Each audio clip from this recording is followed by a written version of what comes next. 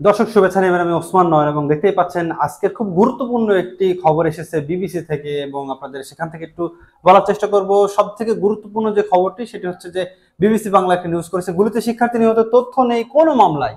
দর্শক, একটা বিষয় আপনারা লক্ষ্য করেন যে কোটা সংস্কারকে কেন্দ্র করে বাংলাদেশে যে সহিংসতা হয়েছে, যেখানে ছাত্রদের উপরে নির্বিচারে গুলি করা হয়েছে, সেটা কিন্তু বাংলাদেশ সহ সারা বিশ্বের লোকজনই দেখেছে এবং সেটা ইন্টারন্যাশনাল মিডিয়ায় ফলাভাবে প্রচার করা হয়েছে। ইন্টারনেট যখন ছিল না, সেখানে ইন্টারন্যাশনাল মিডিয়াগুলো কিন্তু লাইভ টেলিকাস্ট করেছে তাদের ধারণকৃত ভিডিওগুলো। এবং সব থেকে গুরুত্বপূর্ণ যে বিষয়টি সেটি হচ্ছে যে আমরা যখন সাইদের যে হত্যাকাণ্ডটি দেখলাম, সাইদকে সরাসরি গান পয়েন্ট এনে পুলিশ যখন গুলি করলো, সেই তথ্যটিও কিন্তু তার যে চার্জশিট সেখানে কিন্তু তার যে পুলিশের গুলিতে নিহতের ঘটনা সেটি কিন্তু নেই।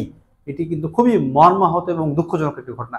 পুলিশ বা আইন শৃঙ্খলা রক্ষাকারী বাহিনী যে গুলি করেছে সেটা তো দূরের কথা, সেখানে গুলিতে যে শিক্ষার্থী নিহত হয়েছে সেই তথ্যটাও কিন্তু কোনো মামলায় কিন্তু অন্তর্ভুক্ত করা হয়নি। বিষয়টি কিন্তু খুব দুঃখজনক। দেখতে পাচ্ছেন বাংলাদেশের প্রত্যেকটি পত্রিকার, গুরুত্বপূর্ণ পত্রিকার ছবি এখানে বিবিসি দিয়েছে এবং সেখানে লেখছে যে গুলিতে শিক্ষার্থীদের কোনো তথ্য নেই মামলায়। সমকাল পত্রিকার প্রধান শিরোনামে এই খবরটি উঠে এসেছে এবং প্রতিবেদনটি বলা হয়েছে যে কোটা সংস্কার আন্দোলনের সহিংসতার পর বিভিন্ন মামলায় যাদের আসামি করা হয়েছে তাদের বেশিরভাগে বিএনপি জামাতের নেতাকর্মী।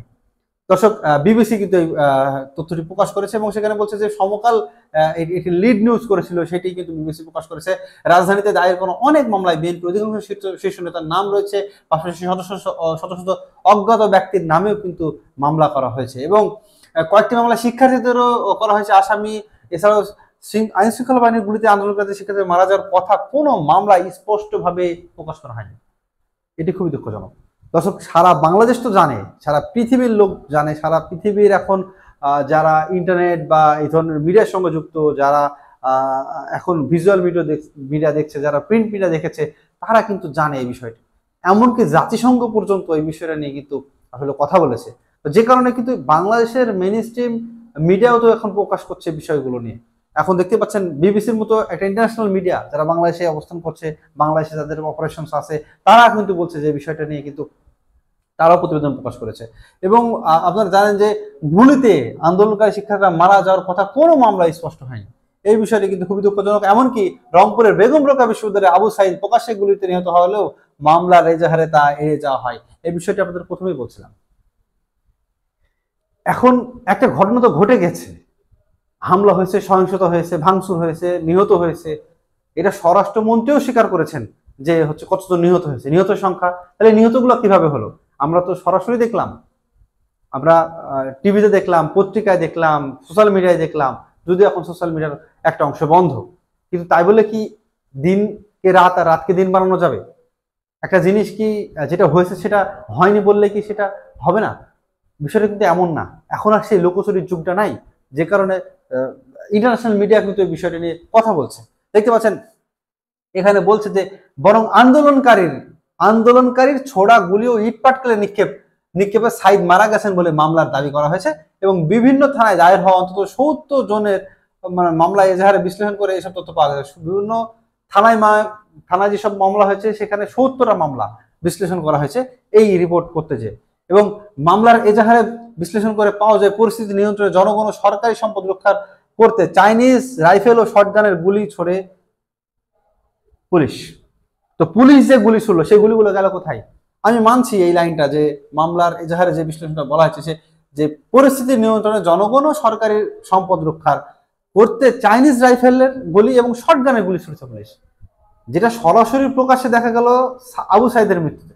আবু সাইদকে যিনি গুলি করছেন সেই বিষয়টাও দেখা গিয়েছে এবং দুইটা অ্যাঙ্গেল থেকে কিন্তু অনেকগুলো ভিডিও দেখা গিয়েছে, সেই ভিডিওগুলো প্রকাশ হয়েছে এবং সেখানে বোঝা যাচ্ছে যে আবু সাইদ সরাসরি পুলিশের গুলিতে নিহত হচ্ছে। কিন্তু তারপরেও তার যে এজাহার মামলা সেখানেও এড়ে যাওয়া হয়েছে। তার মানে বুঝতে পারছেন, প্রায় ৭০টা মামলা যখন বিশ্লেষণ করা হয় তখন যে নিউজটা আসছে যে কোথাও কিন্তু আসলে এইরকম কোনো তথ্য পাওয়া যাচ্ছে না যে গুলিতে নিহত হয়েছে। অনেক মামলার এজাহারে সাউন্ড গ্রেনেড, ফাঁকা গুলি, কাঁদানে গ্যাস নিক্ষেপের কথা বলা হয়। এসব মামলার বাদী পুলিশ এবং আওয়ামী লীগ এবং এর অঙ্গ সংগঠনের নেতা। দর্শক, কতটা হতাশাজনক খবর আপনারা বুঝতে পারছেন। এই যে সমকালের একটি ছবিও, সমকাল পত্রিকার ছবিও কিন্তু বিবিসি দিয়ে দিয়েছে যে তারা একেবারে প্রকাশ্যে একটা হেডলাইন করেছে। সমকাল একটু প্রকাশ্যে হেডলাইন করেছে তার ফ্রন্ট পেজে এবং সেখানে বলছেন যে গুলিতে শিক্ষার্থী নিহতের কোনো তথ্য কিন্তু কোনো মামলায় নেই। সমকালের পত্রিকা ছবিটি দেখতে পাচ্ছেন।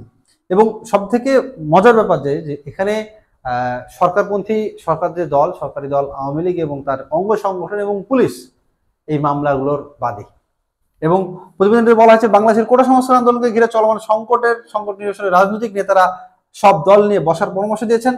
চলমান পরিস্থিতিতে একটি রাজনৈতিক সংকট বলে রাজনৈতিক নেতারা বিশ্লেষণ করেছেন। তাদের মতে আলোচনার মাধ্যমে চলমান সংকটের সমাধানের পথ খোঁজা উচিত। আইন শৃঙ্খলা বাহিনী দিয়ে বল প্রয়োগ করলে হিতে বিপরীত হতে পারে, পরিস্থিতি নিয়ন্ত্রণের বাইরে চলে যাওয়ার আশঙ্কা রয়েছে। এবং একই সাথে আন্দোলনকারী নেতাদের পুলিশের হেফাজতে নিয়ে ভিডিও বার্তায় দেওয়া ঘটনারও তীব্র সমালোচনা করে রাজনৈতিক নেতৃবৃন্দ।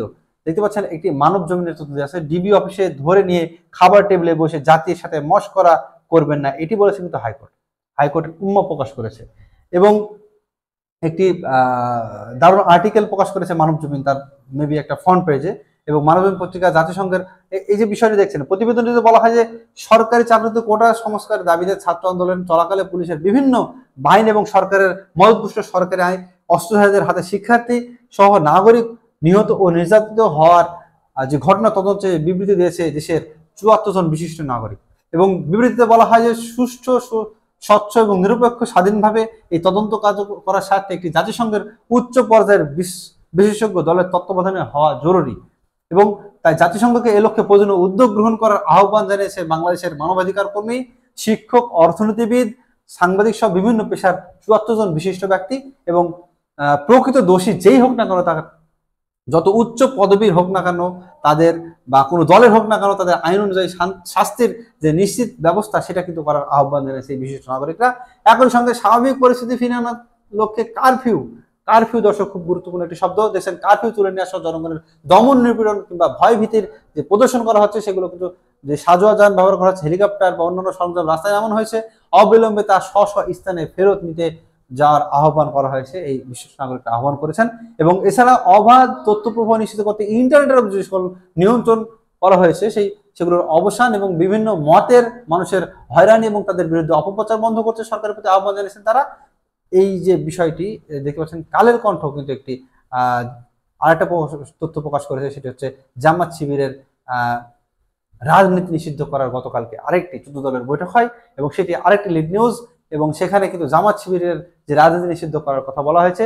তো দর্শক, এই ছিল এই ঘন্টার সর্বশেষ তথ্য। আমরা পরবর্তীতে আপনাদের সামনে আবার হাজির হব। ধন্যবাদ আমাদের সঙ্গে থাকার জন্য।